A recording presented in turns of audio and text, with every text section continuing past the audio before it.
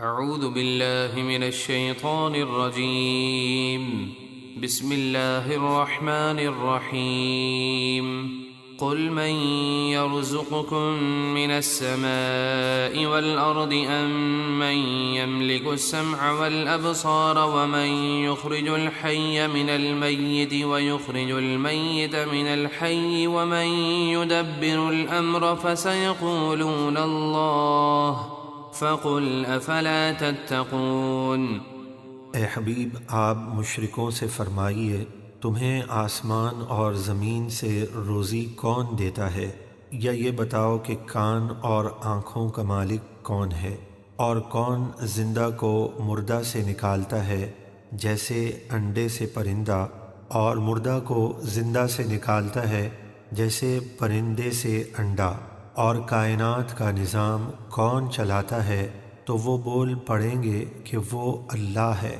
تو آپ فرما دیجئے پھر تم اللہ کے عذاب سے کیوں نہیں ڈرتے؟ فَذَلِكُمُ اللَّهُ رَبُّكُمُ الْحَقُّ فَمَاذَا بَعْدَ الْحَقِّ إِلَّا الضَّلَالُ فَأَنَّىٰ تُصْرَفُونَ۔ تو یہ عظیم قدرتوں والا اللہ تمہارا سچا رب ہے، تو حق کے بعد گمراہی کے سوا کچھ بھی نہیں، تو تم حق چھوڑ کر کہاں پھیرے چاہتے ہو؟ كَذَلِكَ حَقَّتْ كَلِمَةُ رَبِّكَ عَلَى الَّذِينَ فَسَقُوا أَنَّهُمْ لَا يُؤْمِنُونَ۔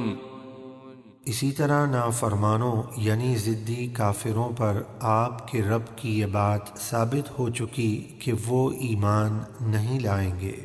قل هل من شركائكم من يبدأ الخلق ثم يعيده قل الله يبدأ الخلق ثم يعيده فأنا تؤفكون۔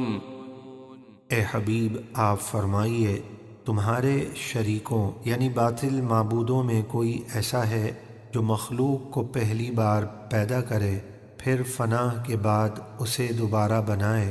آپ فرمائیے اللہ ہی پہلی بار پیدا کرتا ہے پھر وہی فنا کے بعد اسے دوبارہ بنائے گا، تو تم کہاں بھٹکتے پھرتے ہو؟ قل هل من شركائكم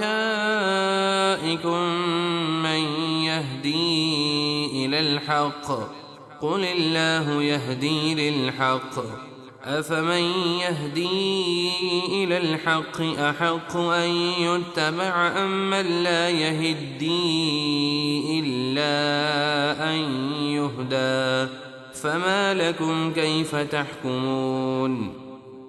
اے حبیب، آپ فرمائیے کیا تمہارے باطل معبودوں میں کوئی ایسا ہے جو حق کی راہ دکھا سکتا ہو؟ اس کا واضح جواب یہی ہے کہ کوئی نہیں۔ تو آپ فرما دیجئے اللہ ہی حق کی راہ دکھاتا ہے، تو کیا جو رب حق کی راہ دکھائے اس کے حکم پر چلنا چاہیے، یا اس کے جو کسی کی رہنمائی کے بغیر خود ہی راہ نہ پا سکے؟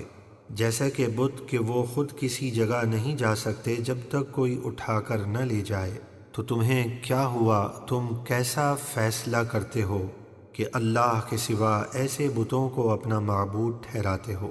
وما يتبع أكثرهم إلا ظنا إن الظن لا يغني من الحق شيئا إن الله عليم بما يفعلون۔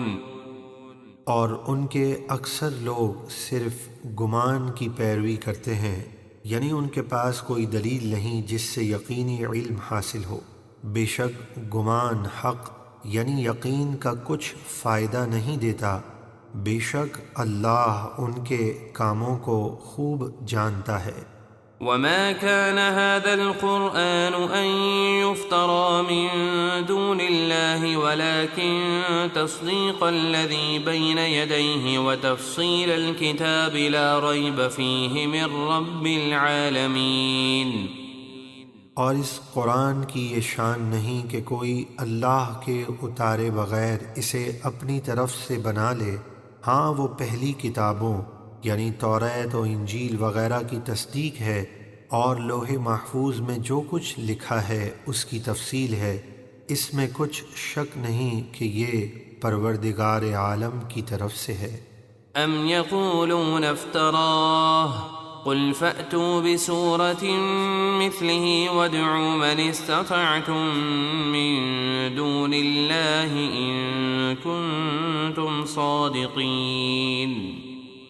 کیا کافر یہ کہتے ہیں کہ اس نبی نے اسے اپنے پاس سے بنا لیا ہے؟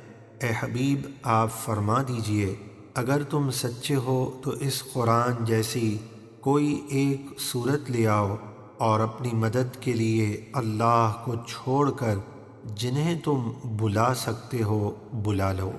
بل كذبوا بما لم يحيطوا بعلمه ولما يأتهم تأويله كذلك كذب الذين من قبلهم فانظر كيف كان عاقبة الظالمين۔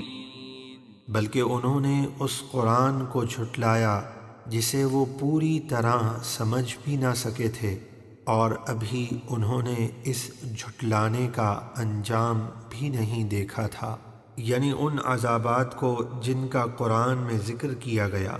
اسی طرح ان سے پہلے لوگوں نے بھی اپنے رسولوں کو جھٹلایا تھا، تو دیکھو ظالموں کا کیسا انجام ہوا۔ وَمِنْهُمْ مَنْ يُؤْمِنُ بِهِ وَمِنْهُمْ مَنْ لَا يُؤْمِنُ بِهِ وَرَبُّكَ أَعْلَمُ بِالْمُفْسِدِينَ۔ اور ان مکے والوں میں سے کوئی اس قرآن پر ایمان لاتا ہے اور ان میں سے کوئی اس پر ایمان نہیں لاتا، اور آپ کا رب فساد کرنے والوں کو خوب جانتا ہے۔ صدق اللہ العظیم۔